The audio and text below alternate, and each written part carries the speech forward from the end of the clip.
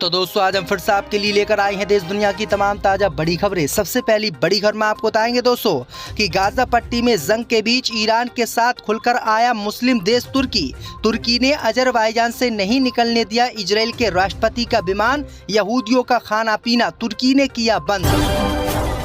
महाराष्ट्र में चुनाव के बीच प्रधानमंत्री मोदी ने द साबरमती रिपोर्ट फिल्म की जमकर की तारीफ तो भड़की कांग्रेस पार्टी।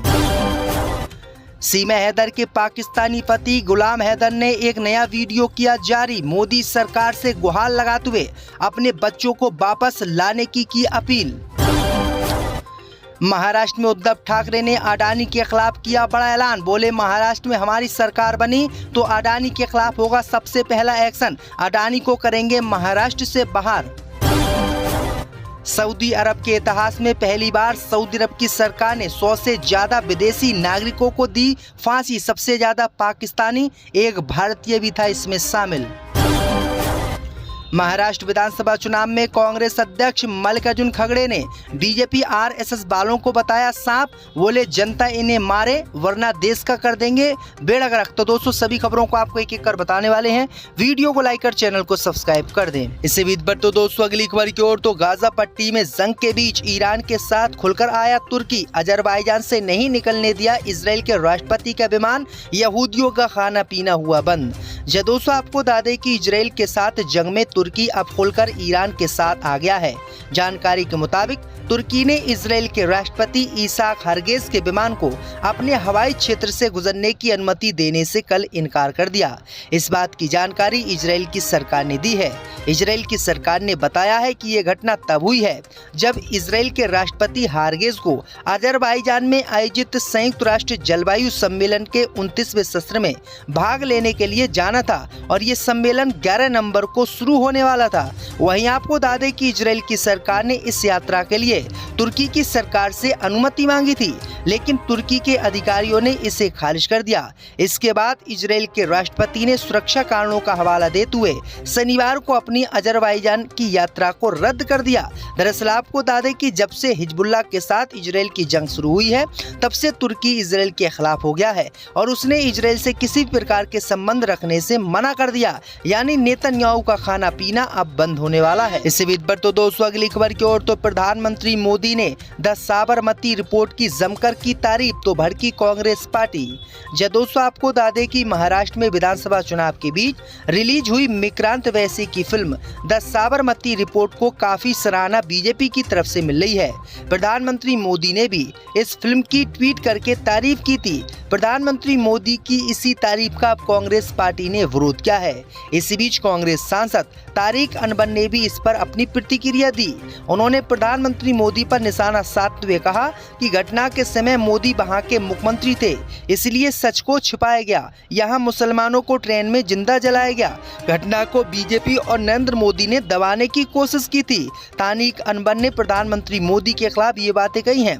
वहीं आपको बता दें कि प्रधानमंत्री मोदी ने द साबरमती रिपोर्ट रिलीज हुई फिल्म का जमकर तारीफ की थी। उन्होंने कहा था कि दुनिया के सामने अब सच आएगा और जो मेरे खिलाफ योजना बनाई गई थी और फर्जी खबरें फैलाई गई थी उसका भी भंडाफोड़ होगा। इसी बीच पर तो दोस्तों अगली खबर की ओर तो पाकिस्तान छोड़कर भारत आई सीमा हैदर के पति गुलाम हैदर ने एक वीडियो और किया जारी। बताया मैं बहुत तकलीफ में हूँ, बच्चे मोदी सरकार करे वापस। दोस्तों आपको बता दें कि पाकिस्तान से भारत आई सीमा हैदर और उनके पाकिस्तानी पति गुलाम हैदर एक बार फिर से सुर्खियों में हैं। इस बार गुलाम हैदर का एक वीडियो सोशल मीडिया पर वायरल हो रहा है जिसमें वह अपने बच्चों की याद में परेशान और टूटे हुए नजर आ रहा है। वीडियो में उन्होंने अपनी तकलीफ बयान करते हुए सीमा के लगाए गए आरोपों पर सफाई दी और सऊदी अरब वाली बेगम को लेकर भी खुलासा किया। गुलाम हैदर ने वीडियो में कहा कि वह भारत में अपने 4 बच्चों को लेकर चिंतित है और खुद को बेहद अकेला महसूस कर रहा है। उन्होंने दावा किया है कि उनके बच्चों का जबरन धर्म परिवर्तन भारत में कराया जा रहा है और इस मामले को गलत रंग दिया जा रहा है। गुलाम हैदर ने वीडियो में बताया है कि वह सीमा हैदर और अपने बच्चों के लिए सऊदी अरब काम करने गया था।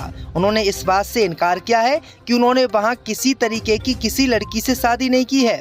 उनका कहना है कि सऊदी में जो भी पैसा वो कमाते थे वो पाकिस्तान सीमा हैदर को भेजते थे और सीमा हैदर उन पैसों को लेकर भारत भाग आई। तो ये बड़ी अपडेट आई दोस्तों कि अब गुलाम हैदर ने मोदी सरकार से अपने बच्चों को वापस करने की अपील की है। इससे बीच तो दोस्तों अगली खबर की ओर, तो महाराष्ट्र में उद्धव ठाकरे बने मुख्यमंत्री, तो अडानी के खिलाफ होगा पहला एक्शन, किया ऐलान।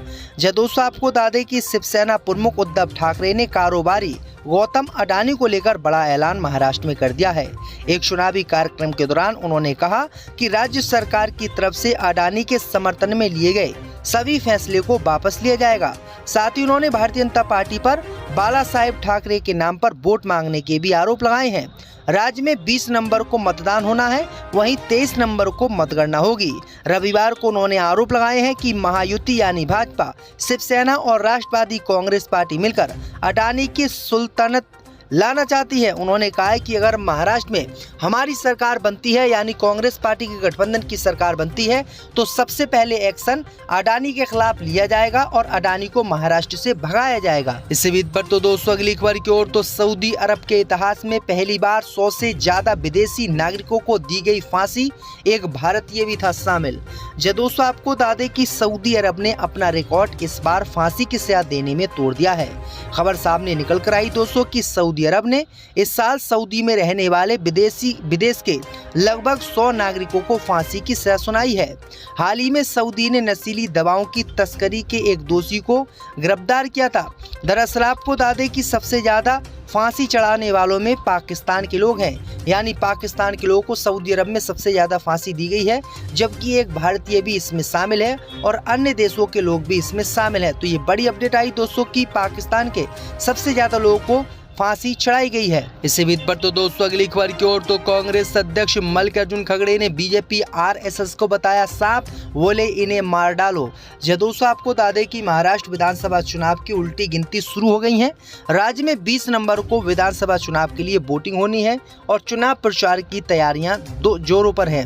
चुनाव प्रचार के दौरान आरोप प्रत्यारोप का दौर भी जारी है। रविवार को एक चुनावी रैली को संबोधित करते हुए कांग्रेस अध्यक्ष मल्लिकार्जुन खड़गे ने बीजेपी आरएसएस को लेकर ऐसी बात कही है कि बवाल मच गया है। कांग्रेस अध्यक्ष मल्लिकार्जुन खड़गे ने रविवार को सांगली में एक जनसभा को संबोधित करते हुए भारतीय जनता पार्टी और आरएसएस की तुलना जहर से कर दी और कहा कि ऐसे जहरीले सांपों को मार देना चाहिए। इतना ही, खड़गे ने बीजेपी आरएसएस को भारत में राजनीतिक रूप से सबसे खतरनाक बताया। खड़गे ने विधानसभा चुनाव के लिए प्रचार समाप्त होने से ठीक एक दिन पहले जनसभा में ये बातें कही हैं। इससे बीच पर तो दोस्तों अगली खबर की ओर, तो अब होगा इराक सीरिया में मारे गए हर ईरानी की मौत का हिसाब। कोर्ट ने अमेरिका पर लगाया अरबों का मुआवजा जुर्माना। जब दोस्तों आपको बता दें कि ईरान की एक कोर्ट ने फैसला सुनाया है कि अमेरिका इराक और सीरिया में मारे गए ईरानियों के परिवारों को मुआवजा दे। इसके साथ ही ईरान की कोर्ट ने अमेरिका को 2 महीने की मोहलत भी दी है। दरअसल आपको बता दें कि मुख्य न्यायाधीश माजिद ने शनिवार को तेहरान न्यायालय की 55वीं शाखा में मारे गए व्यक्तियों के परिवारों के 700 सदस्यों द्वारा अमेरिकी सरकार के खिलाफ आतंकवाद समूह को स्पष्ट समर्थन देने के लिए पत्र दिए थे, जिसके बाद इस पर फैसला सुनाया गया है। यानी हर परिवार को अमेरिका की सरकार को $10 मिलियन देने होंगे। दरअसल आपको बता दें कि $27 मिलियन का जो है जुर्माना अमेरिका पर ईरान ने लगाया है। तो ये बड़ी अपडेट आई दोस्तों कि अमेरिका की मुसीबत एक बार फिर से ईरान ने बढ़ा दी है। इसी बीच पर तो दोस्तों अगली खबर की ओर, तो ओवैसी ने मुसलमानों को उकसाया, मस्जिदों के लिए बना नियम तो लगी मिर्ची, बीजेपी को दी चुनौती। जहाँ दोस्तों आपको बता दें कि छत्तीसगढ़ राज्य वक्फ बोर्ड ने देश में पहली बार ऐसी पहल की है जिसके तहत राज्य की सभी मस्जिदों के मुतवल्ली को हर शुक्रवार दोपहर को नमाज से पहले अपने उपदेशों के संबंध में वक्फ बोर्ड से संपर्क करने का निर्देश दिया गया है। इस पर एएमएम के नेता असदुद्दीन ओवैसी ने कड़ी प्रतिक्रिया दी है। ओवैसी ने बताया है कि क्या अब बीजेपी हमें बताएगी कि धर्म क्या है, क्या अब हमें अपने धर्म का पालन करने के लिए उनसे अनुमति लेनी होगी। उन्होंने ये भी कहा है कि वक्फ बोर्ड के पास ऐसी कोई कानूनी शक्ति नहीं है और अगर होती भी तो ये संविधान के अनुच्छेद 25 के खिलाफ होती। छत्तीसगढ़ वक्फ बोर्ड के अध्यक्ष सलीम राज ने अपने बयान में कहा कि मस्जिदों को केवल धार्मिक शिक्षाओं और प्रार्थनाओं तक ही सीमित रहना चाहिए और राजनीति से दूर रहना चाहिए। इससे विद पर तो दोस्तों अगली खबर की ओर तो बीजेपी विधायक ने ठोका दावा, मजारों में जिहादी दफन, दरगाहों पर कतई न जाएं हिंदू। जब दोस्तों आपको बता दें कि अपने विवादित बयानों को लेकर सुर्खियों में रहने वाले गाजियाबाद के लौनी से बीजेपी विधायक नंदकिशोर गुर्जर ने बागपत में एक बार फिर से विवादित बयान दिया है। हिंदुओं के दरगाह जाने को लेकर नंदकिशोर गुर्जर ने कहा है कि हिंदू धर्म के किसी भी शख्स को दरगाह पर नहीं जाना चाहिए क्योंकि उस पर जिहादी दफन है। उन जिहादियों ने कई महिलाओं पर जुल्म किया था। उन्होंने मंदिरों में आने वालों का सनातनी टेस्ट करने और मंत्र पढ़वाकर खतना की जांच करने की बात कही थी। तो ये बड़ी अपडेट आई दोस्तों कि किस तरह से बीजेपी विधायक खुलेआम विवादित बयान दे रहा है।